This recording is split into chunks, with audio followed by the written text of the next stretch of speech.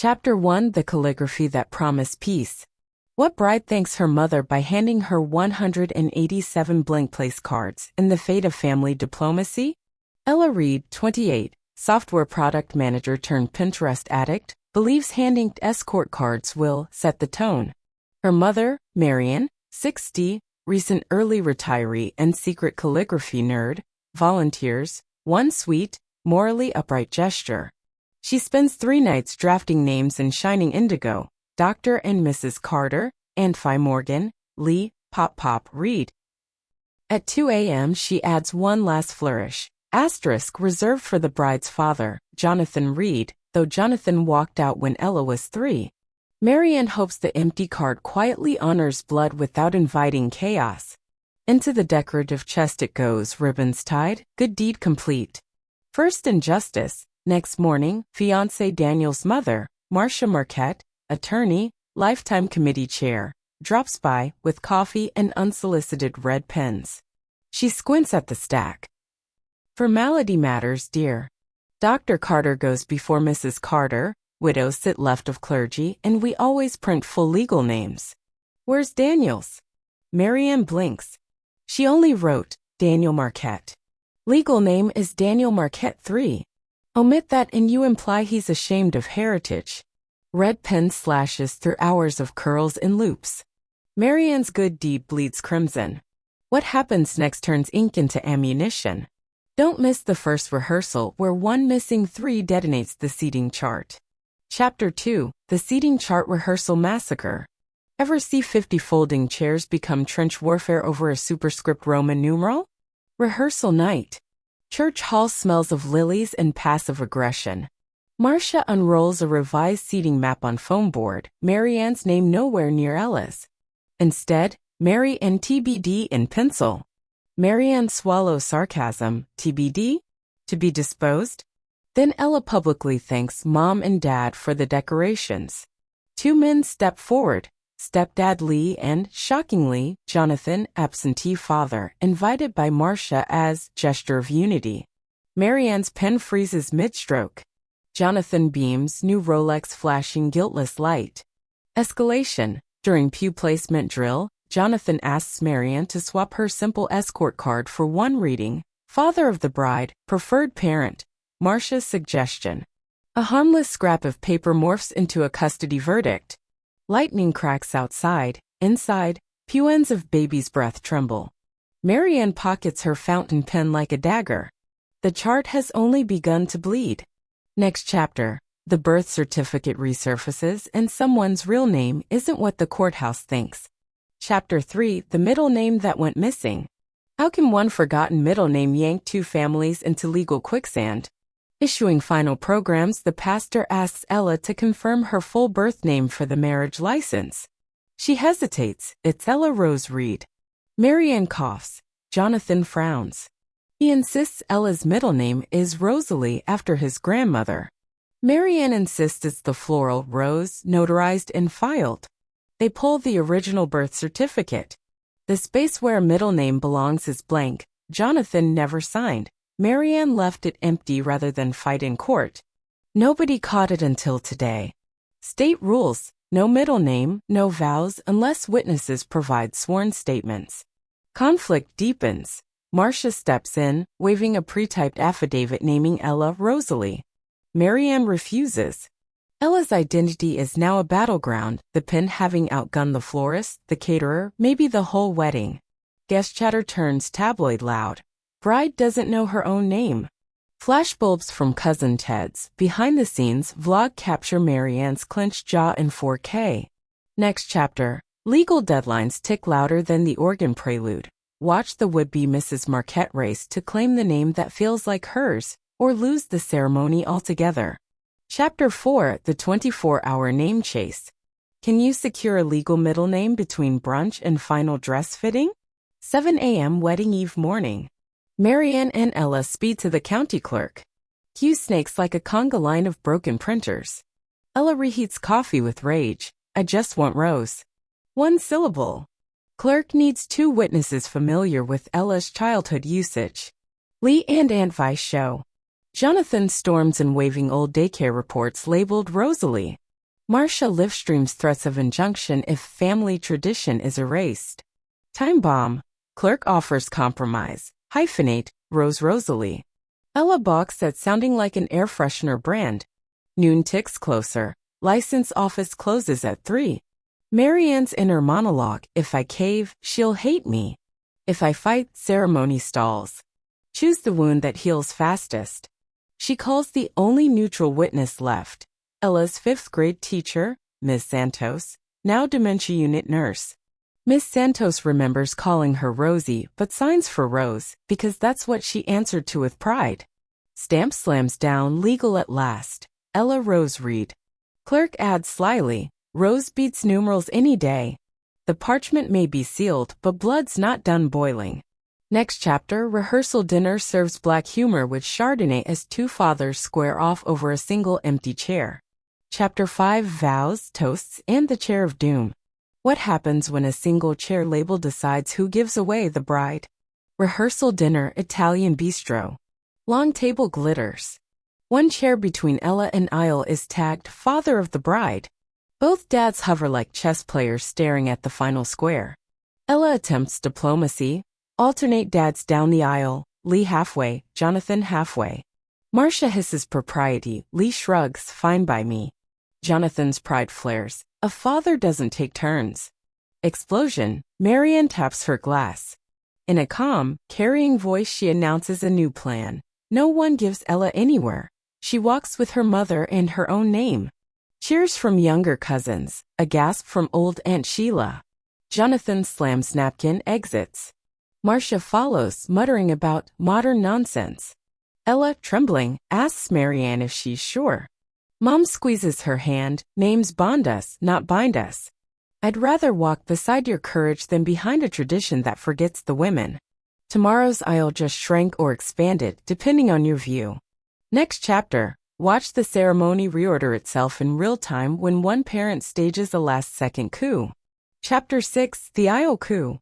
Ever see a wedding sprint from Here Comes the Bride to court injunction in 60 seconds? Ceremony day.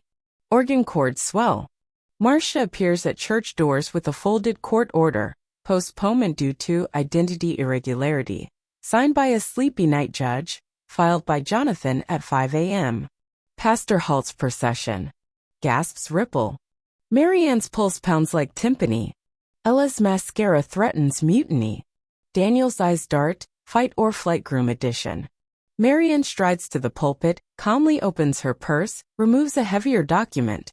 Emergency countermotion filed by attorney friend Rita at 8 a.m., voiding the injunction on grounds it violates the bride's Fifth Amendment right to happiness. And a statute about frivolous filings on weekends. Stamp, vacated. Church bursts into applause. Organist riffs a victory flourish. Jonathan, exposed, stands frozen as ushers politely close the doors behind him. Ella takes Marianne's arm. Aisle walk resumes, 2 women, no apologies. Vows are safe, but the reception seating chart still has landmines. Stay tuned. Champagne uncorks old grudges and one table card turns the party into truth or dare. Chapter 7, the reception reveal. What do you toast when half the room wants another round of subpoenas? Reception tent. Fairy lights, smell of eucalyptus and regret. Place cards sparkle. Jonathan's card missing. Marcia's reads simply, Marcia, guest, in Marianne's flawless script. Dinner courses glide until toasts. Best man cues slideshow. Instead, projector displays a scan letter. Jonathan's 1997 promise to pay child support if Marianne kept Ella's middle name family appropriate. Aunt Vi, moderate tipsy, clicks remote, revealing notarized statement. Jonathan never paid. Gasps again. Lee stands, raises glass, to unpaid debts finally named. Crowd erupts. Jonathan slips out unseen. Marcia stays, cheeks crimson to save face. Turning point. Marianne surprises everyone by stepping to Mike. Tonight is about joining, not tallying. She thanks Lee, nods to Marcia. Even thanks Jonathan for giving us the lesson of persistence. Crowd hushes, absorbing raw mercy. She invites any guest whose name was misspelled on a place card to come forward. She'll correct it live in calligraphy, bridging art and apology. A line forms, laughter rises, ink unites what pride had divided.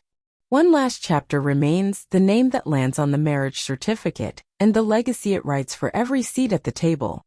Chapter 8, Certificates, Signatures, and a Toast to Future Names.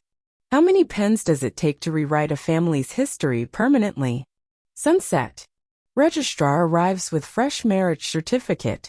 Ella signs Ella Rose Reed Marquette, declaring balance, not surrender.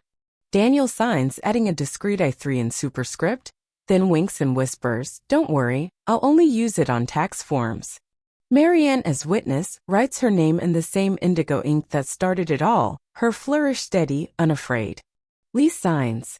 Unexpectedly, Jonathan returns, coat off, eyes wet. May I? Ella nods. He signs Jonathan A. Reed, guest below the official line, owning outsider status at last. Champagne flutes clink. DJ cues Ella's requested first dance song, Say My Name, acoustic cover. Guests chuckle at the on-the-nose pick. Under fairy lights, mothers dance with daughters, stepfathers with nieces. Marcia even scribbles her own corrected place card. Marcia Marquette, learning. Final resolution. Voiceover closes. Names are promises written in ink, but families are edits made in love. When the ink dries, the story that matters is who kept writing together.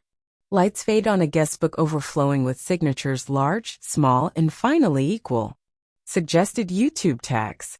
Wedding drama, family names dispute, mature storytelling, wedding secrets, emotional audio drama, plot twist wedding, mother of the bride, name change, black humor story, calligraphy drama, small town wedding, fractured family, redemption arc. YouTube narration, viral wedding story. Chapter 9 of passports, honeymoons, and 1 - too many. Ever learn your new name is too wide for a passport line while boarding the plane? 4 days later, Ella and Daniel stand at JFK's departure gate, clutching honeymoon tickets to Santorini. TSA pokes the passports. Ella says Ella Rose Reed Marquette. Airline reservation says Ella R. Marquette. Collision detected. Agent raises eyebrow, line groans. Daniel superscript, 3 prints as a rogue III. Looks like typo. Marianne, phone on speaker. Google State Department forms at 4 a.m. Name correction memo in triplicate. Takes 6 weeks. Ella's stomach sinks. Daniel's jaw grinds. Then Marcia, surprisingly calm, calls an old law school buddy in Homeland Security. Do me a wedding favor. One-time temporary travel letter. Good deed? Maybe? Motive? Unclear. First new injustice, Buddy agrees, if Ella drops the hyphen on future documents to match her ticket. Paperwork printed. Boarding resumes, but Ella's brand new dual surname dissolves before wheels lift. She must sign a waiver promising to standardize her legal identity on return. Freedom costs a line of ink. Plane ascends into sunrise. Ella's inner monologue, I traded identity for a honeymoon. How many more letters will I shed to keep the peace? Next chapter, Paradise proves pricier than airfare because the hotel reservation hides an ex-wife and a lawsuit. Chapter 10, Honeymoon Suite, Surprise Plaintiff. What bride finds her ocean view suite occupied by her husband's ex-wife and a process server? Santorini. Whitewashed cliffs, endless Aegean blue. At check-in, the concierge frowns at their voucher, Marquette honeymoon, booked by former spouse. Ex-wife Amber snagged Daniel's travel points in the divorce. The reservation still lists her plus companion. Door of the suite swings open. Amber in boho kaftan, holding Prosecco and a court envelope. She's just here one night, but the envelope is forever. Petition to enforce unpaid alimony adjusted for Daniel's recent promotion. Surprise lawsuit equals $30K back pay plus interest. Ella's sarcasm cracks. Should we add my unpaid name fees to the tab? Daniel's face matches hotel plaster white. Amber exits with a wink. Love the wedding live stream. Nice middle name drama. Escalation. The process server stamps Daniel served. Hotel now requires a new credit card. Old reservation void. Honeymoon budget evaporates into emergency lawyer retainers. Paradise gains thunderclouds. Keep watching next chapter. A volcanic hike, a twisted ankle, and self-service dead zones force name negotiations on the edge of a crater. Chapter 11, Crater Talk and Lava Truths. Can a runaway groom's limp and 200-degree steam push a marriage to the brink? Day 5? They hike Santorini's volcanic caldera seeking free thrills. Daniel slips on black pumice, ankle crunches. No signal for taxis. They sit on a warm boulder. Sulfur steam curls like judgment. Daniel confesses. Promotion paperwork lists him, Daniel M. Marquette, -3 to dodge alimony tears. Fraud? Possibly. Ella snaps. Names aren't costume jewelry to swap per invoice. His defense. Systemic inheritance pressure from Marcia. 3 felt like shackles. Ella's inner monologue charcoals. Mom fought for a middle name. I caved on my surname. Daniel hides generational baggage in paperwork. We're a census error waiting to happen. They fashion a splint from camera tripod, hobble back by sundown. Clinic bill, €600. Credit limit alarms ping. Honeymoon now survival expedition. Next chapter, Marcia storms the island brandishing money, mercy, and a prenup addendum, one signature short of disaster. Chapter 12, Mother-in-Law, Money, and the Prenup That Grows Teeth. Ever see a rescue arrive by helicopter, carrying cash and contractual clause? A charter chopper settles on hotel helipad. Marcia steps out, hair lacquered against sea breeze, personal banker in tow. She covers medical bills, upgrades them to villa on one condition, amend the prenup to restore 3 on all future legal filings, ensuring lineage for hypothetical heirs. Clause 2. Any marital assets revert to Marquette Trust if Daniel's alimony exceeds a cap. Ella stares at the paperwork framed against cobalt sky. Signing feels like soldering Daniel back to the dynasty she just escaped. Daniel, foot-iced, whispers guilt. Negotiation heat. Ella proposes counterclause. Children may choose either surname at 18. Ella keeps professional name read, personal Marquette optional. Marcia's banker box. Marcia herself softens, flashback to her own hyphenated college days before patriarch demanded erasure. She crosses out clause 2, amends cap upward, initialing with a shaky sigh. Paper sign at sunset, Greek notary stamps. Ella pockets her copy, ink fresh, terms uneasy but livable. One chapter left. They return home to a courthouse where 3 generations line up for a name that finally fits or breaks everyone. Chapter 13, The Courthouse Chorus. How many signatures does it take to turn a lineage into a legacy? Back in their New England town, courthouse corridors buzz. 3 simultaneous hearings. Daniel's alimony adjustment. Amber seeks Max. Jonathan's overdue child support settlement. Marianne sued quietly during honeymoon. Ella's official dual name petition to reconcile passport waiver, prenup, and personal identity. Judge Parker, the hangwoman from Chapter 6, presides over all. She consolidates, seems entire docket is one family name tag. Laughter breaks tension. Final weave. Jonathan pays lump sum to Marianne, record sealed so Ella's future kids won't inherit tabloid fodder. Alimony recalculates with Daniel's true 3 salary tier, but Amber must credit him half honeymoon points, offsetting first year's hit.